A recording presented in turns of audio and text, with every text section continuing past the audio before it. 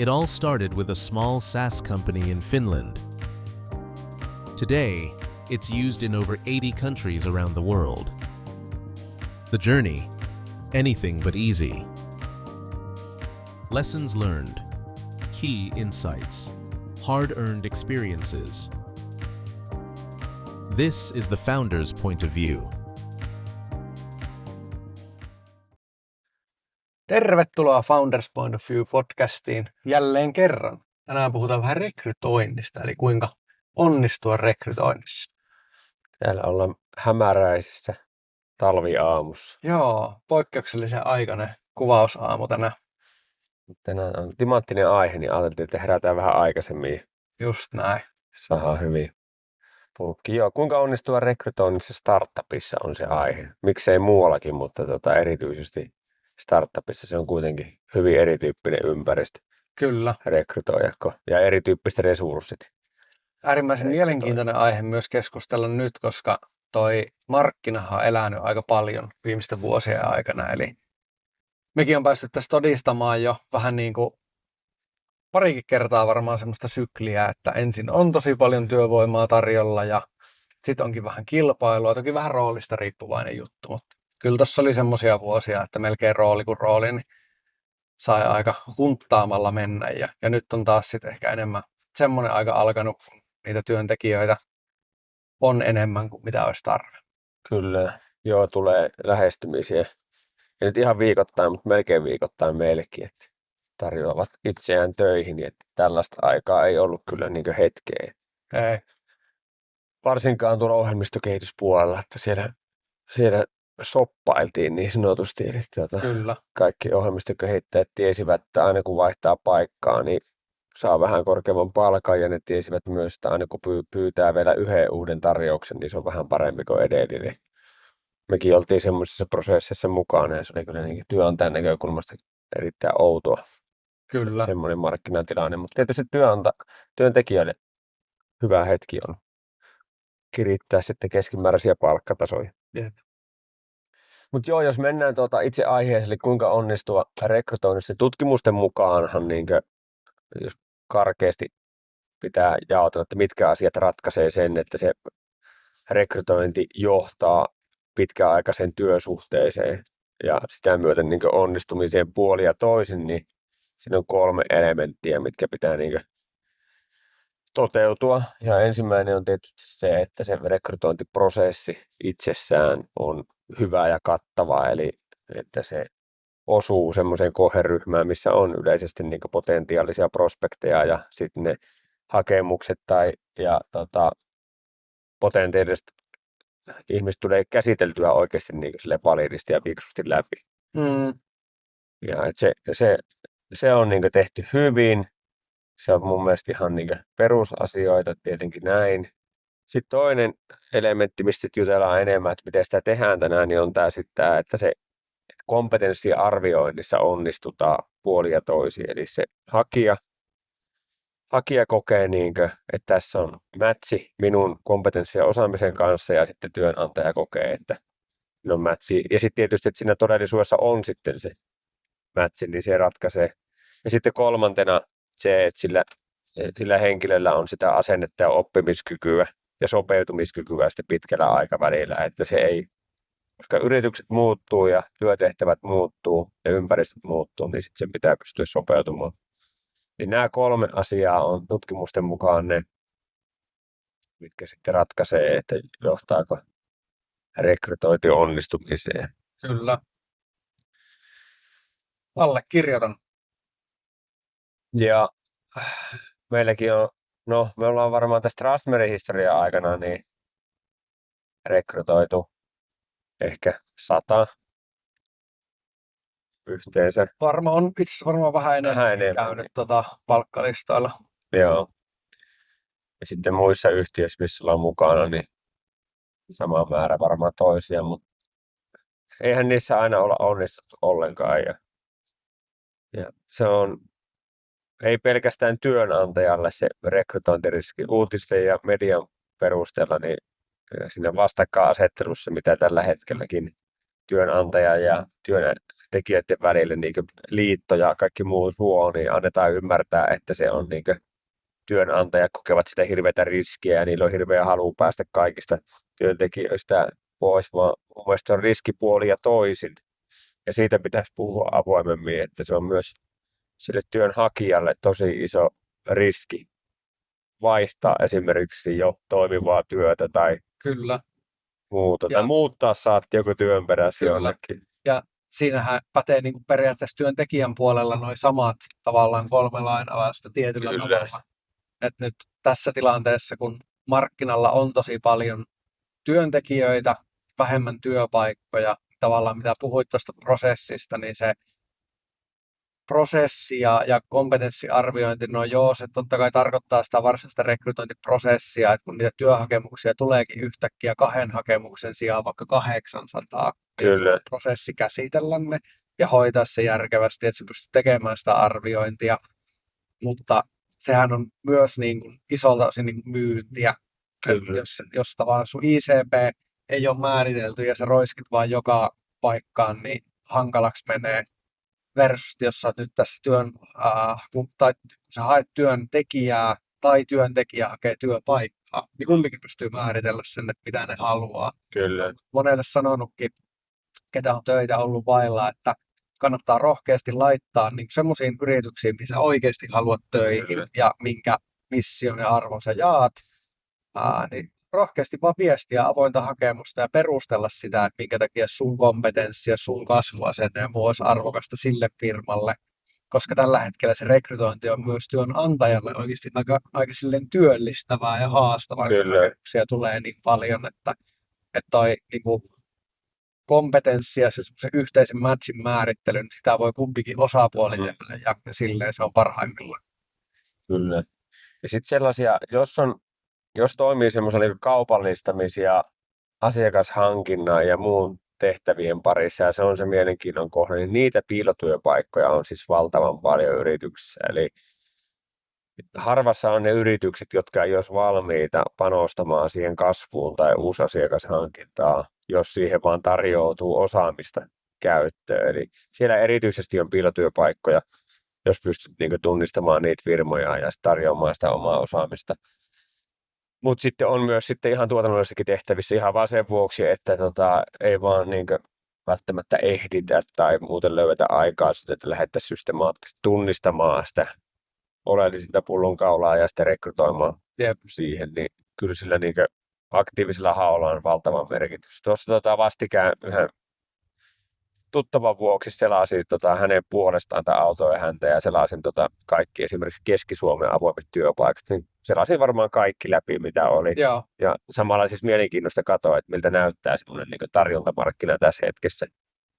Niin kyllähän niin valitettavaa on, että semmoinen niin korkeakoulutettujen asiantuntijatyötehtävien määrä on ihan mitätön. Kyllä. Aivan siis mitätön, että valtaosa niistä, vaikka puhutaan, että on järkyttävästi työpaikkoja avoinna, että sinne vaan töihin, niin valtaosa on asiakaspalvelumyyntitehtäviä tai sitten tuommoisia määräaikaisia tai pätkätöitä niin raksalla, rempalla, tämmöisiä niin pieniä kohtia, tai sitten siivooja tehtäviä tai muita tämmöisiä, jota tyypillisesti hoidetaan tuollaisten, niin miksi ne kutsutaan tämmöisiä niin parolan tyyppisiä ratkaisuja.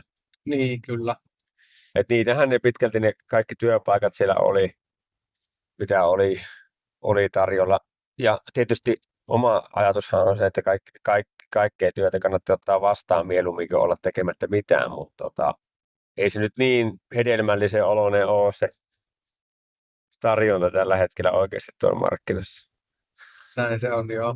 Mutta ehkä se ainakin itsellä korostus, että samaan aikaan kuitenkin ollaan tekemisissä mekin viikoittain kymmenien kasvuyritysten kanssa, niin tietää, että niitä työpaikkoja siellä on vaikka kuinka paljon.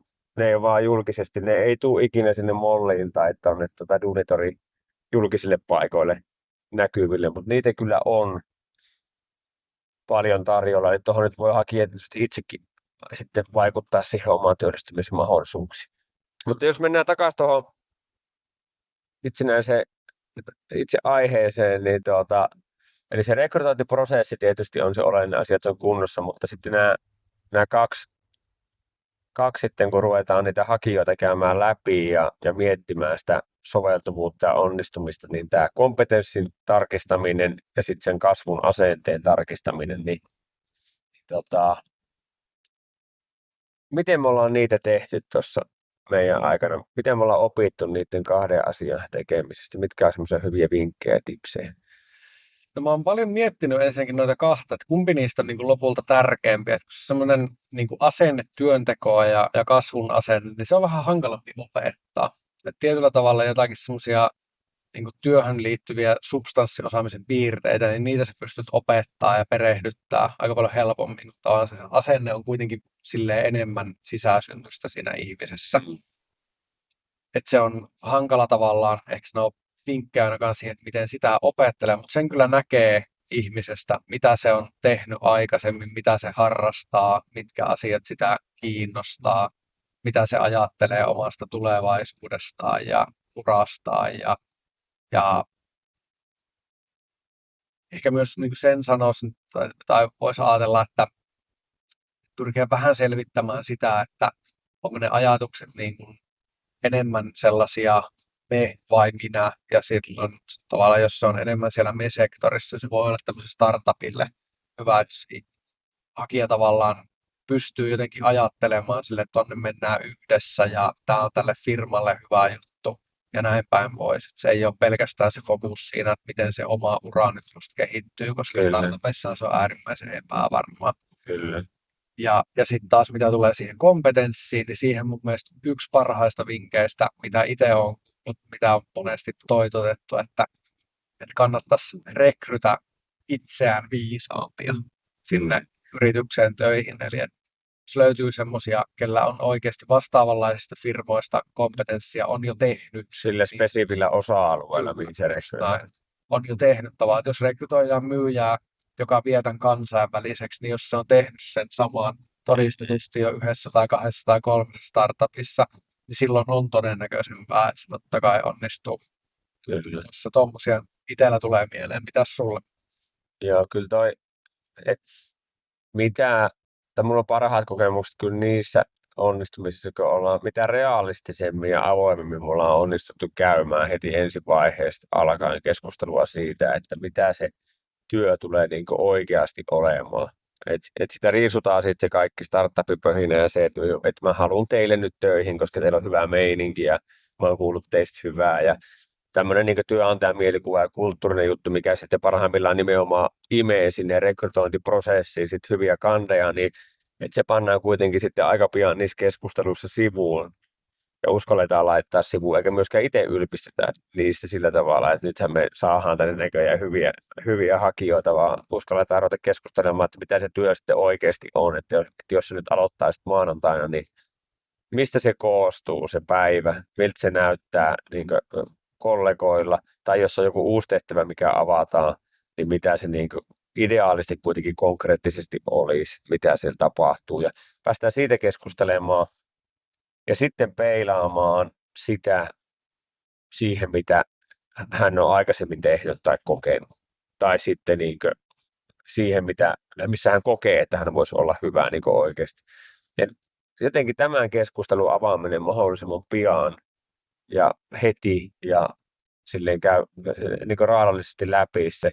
Ja jos siinä edelleen tuntuu, että tämähän on just sitä, mitä mä olen haaveillut tekemään, niin tollaista mä oon tehnyt ja sitten käydään niitä esimerkkejä kanssa läpi, että itse tykkää kysyä niitä esimerkkejä, että kerro aikaisemmista töistä, miten toi tehtiin, kerro sieltä semmoisia juttuja, mikä tuntuu erityisen hyvältä, mikä tuntuu erityisen pahalta, mitä et tykännyt oikeasti tehdä, minkä tyyppistä hommista sä tykkäsit, mistä sä sait kiitosta, eli mennään sinne konkreettiseen asiaan ja sitten vaan siinä ei edes työn haastattelija omassa mielessään, vaan oikeasti ihan avoimesti sanoa, että mun tehtävänä on tässä pyrkiä selvittämään, että voisiko tässä olla voisiko tässä kohdata sun kompetenssia ja sitten se työnkuva. Kyllä, toi läpinäkyvyys on äärimmäisen tärkeä pointti ja nimenomaan se, että jos työntekijä pystyy kertomaan sen lisäksi, että missä on hyvä ja missä on onnistunut, missä ei ole hyvä ja missä on epäonnistunut, niin kyllähän se niin kuin rakentaa sitä luottamusta ja tavallaan luo sellaista kuvaa, että tässä ei olla nyt vaan heittämässä kaikkia parhaita puolia pöydälle ja haluta hinnalla tai millä hyvänsä saada tämä työpaikka, vaan että on niin kuin oikeasti keskustelu siitä yhteistä matkasta käynnissä. Läpinäkyvyyteen liittyy myös suosittelijat. Liian vähän tullut itse ainakaan käytettyä. Pitäisi uskaltaa vaan, tai kehdata soittaa sitä. Ne on kuitenkin hyviä, koska niistä saa aina Kyllä. saa niitä hyviä puolia ja sitten saa niitä tavallaan, missä vielä sitä kehittymistä vähän on ja saa paremmin muodostettua sitä kokonaiskuvaa, että mätsääkö nyt tämän henkilön ne jutut, mitä hän itse puhunut ja mikä fiilis itselle siihen asti on tullut. Niissä se haaste on tietysti se, että jos on vaikka tämmöinen itse hakenut, että se on niinku hakenut itse töihin ja on edelleen jossakin muualla töissä, niin sitten monesti se tuore esihenkilö ei ole välttämättä kovin lämpöinen sille suosituspuhelulle. Ainakin on semmoisia keissejä itsellä ollut, että olisi tehnyt mieli ehkä soittaa ja jutella, mutta sitten ei ole viittinyt lähteä kiusaamaan vastapuolta, että hei, teillä töissä olevaa hakenut meille töihin, että suosittelisitko. Kyllä. Niin se ei välttämättä ole myöskään siinä hetkessä ihan rehellinen se on totta. palaute, mikä sieltä tulee.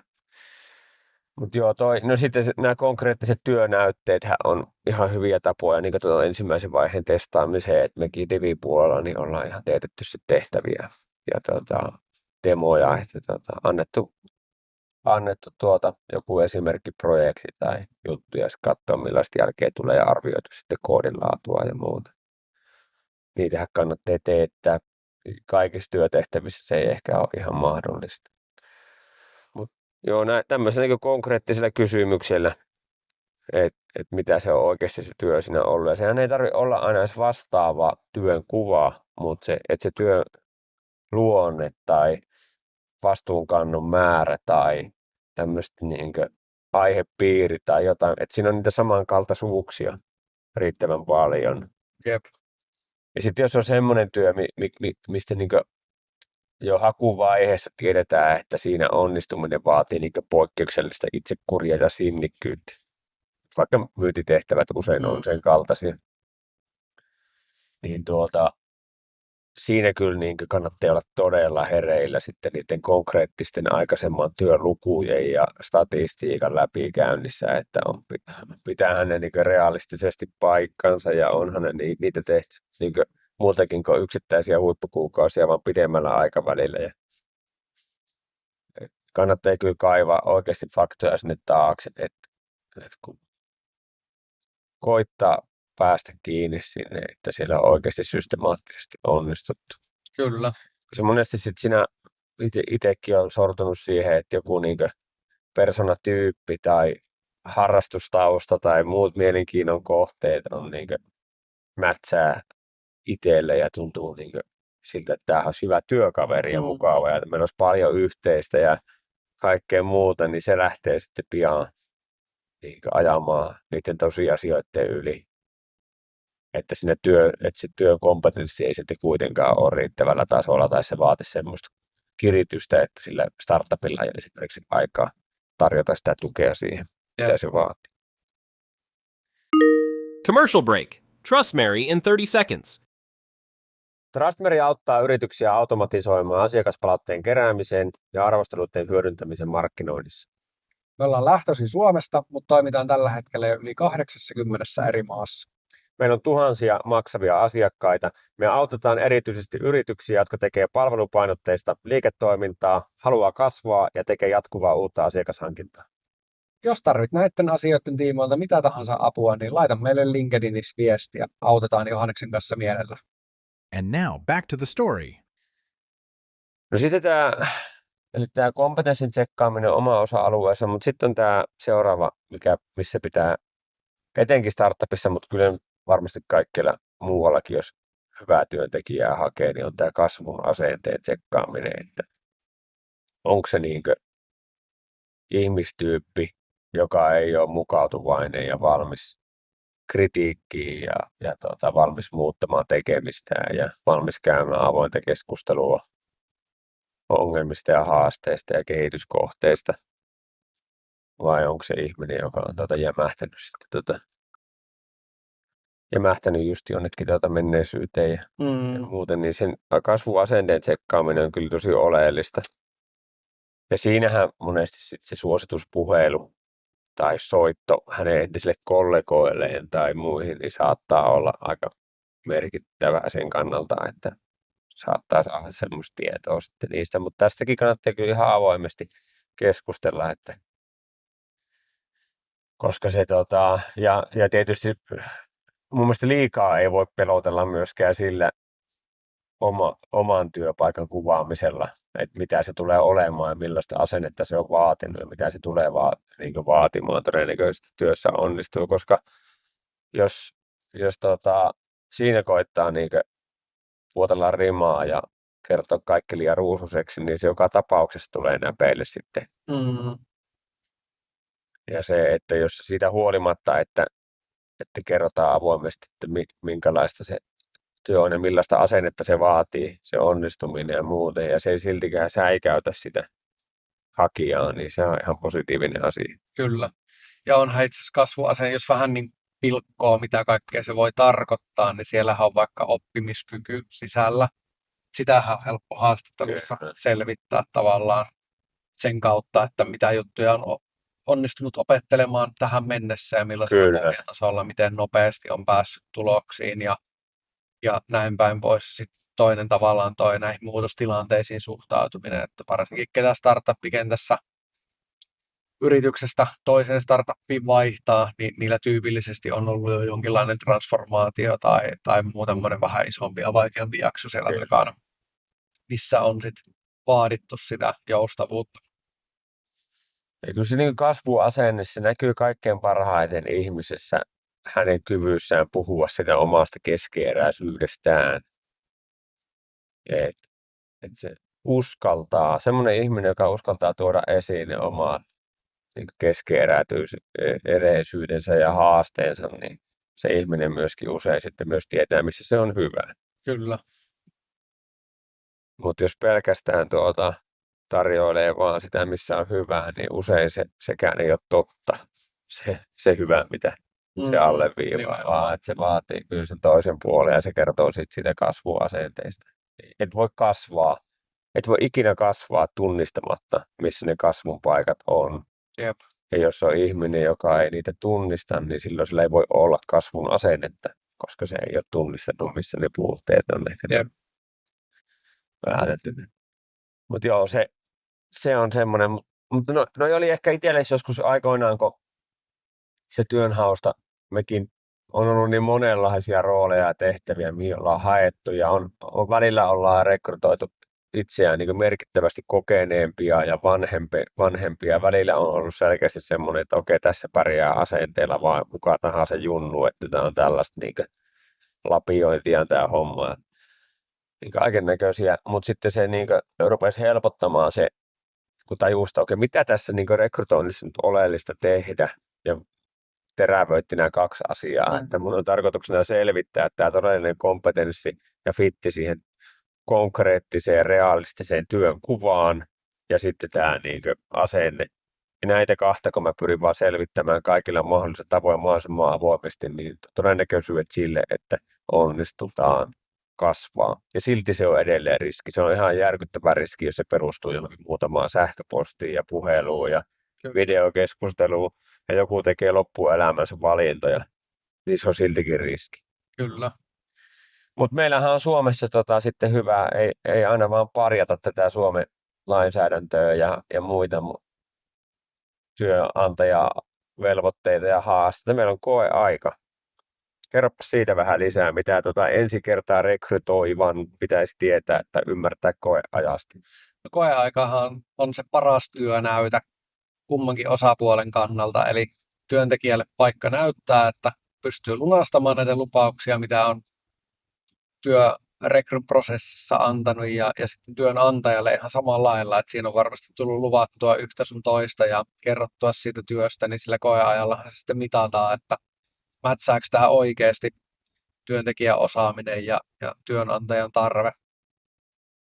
Tyypillisesti 6 kuukauden jakso, se on maksimi tällä hetkellä, niin varmasti sanoisin, että 90% firmoista ja työsopimuksista tämän 6 kuukauden koeajan sisältää. Ja silloin pystyy sitten kumpikin osapuoli vetäytymään, jos siltä tuntuu. Ihan mistä tahansa syystä sekään ei onnistu. Eli jos ajatellaan esimerkiksi, että on tullut muutama vähän ärhäkämpi flunssa siinä, niin ei voi työnantaja sanoa, että hei, että pistetään poikki tämä homma, että me halutaan semmoinen, joka ei koskaan sairasta flunssaa, mutta sanotaan, että selkeästi sellaiset syyt, että tässä ei oltu matchi, niin kummankin osapuolen osalta onnistuu se purkaa. Ja se on minusta kyllä niin kuin iso turva kummallekin, että siinä ei ole sit irtisanomisaikoja eikä mitään muutakaan, vaan se työ loppuu sillä hetkellä, kun siitä purusta päätetään.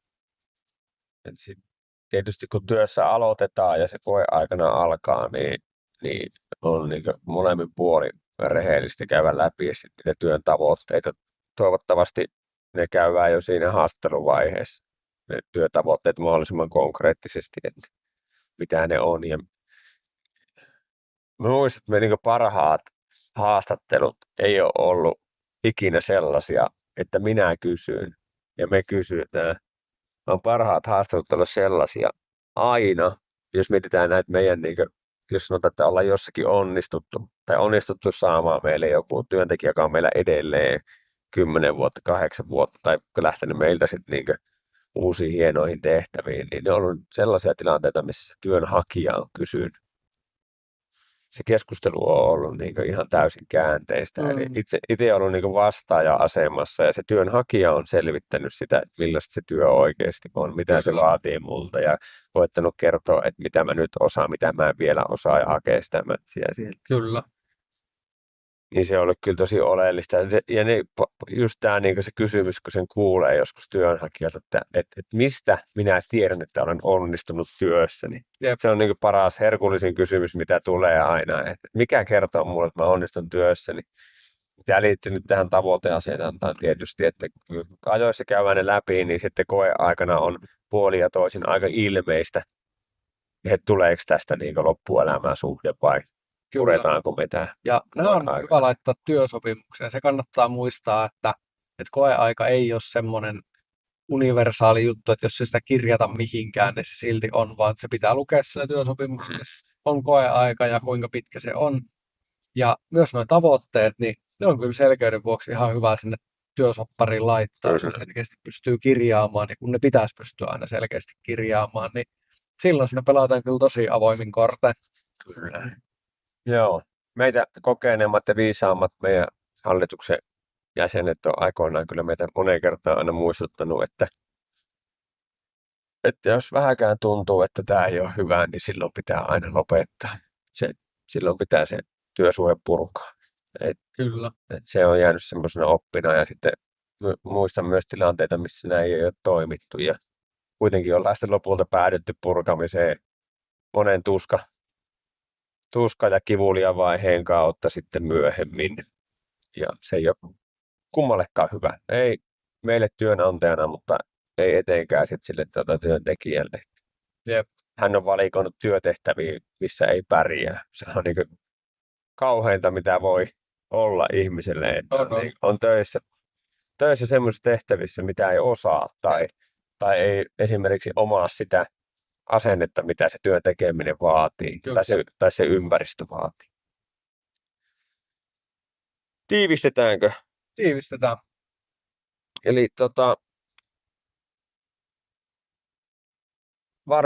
kun varmistetaan onnistuminen ja rekrytointi startupissa, niin tietysti ammattimainen fiksu rekrytointiprosessi ja siinä päähuomio siihen, että tavoittaahan sillä omalla viestinnällä ja prosessilla niitä oikeita prospekteja. Että osutaan sinne oikeaan prospektimassaan ja ollaan sinne mielessä myös houkutteleva työnantaja, että päästään niihin keskusteluihin. Se on ihan perus pullonkaula-ajattelu siinä. Mutta sitten nämä 2 asiaa sen jälkeen, eli rekrytoinnin prosessi ja haastattelu ja kaikkien testien primäärinen tavoite on yksi testata sitä kompetenssia ja sen matchia ja sitten 2 selvittää sitä kasvun asennetta. Kyllä. Ja sitten vielä loppuu, että koeaika on kuitenkin onneksi Suomessa olemassa ja kun siinä toimitaan oikein ja vastuullisesti ja riittävän nopeasti, niin suurta vahinkoa ei pääse syntymään puoli eikä toisin. No, toi on hyvä semmoinen hampurilainen. Siinä on tavallaan kummassakin päässä semmoinen prosessijuttu, millä varmistetaan, että se lähtee hyvin ja tarvittaessa saadaan lopetettua hyvin. Ja keskellä sitten tuplasmässipihvi, kompetenssi ja kasvuasenne. Just näin. Hyvä, kiitoksia. Kiitos.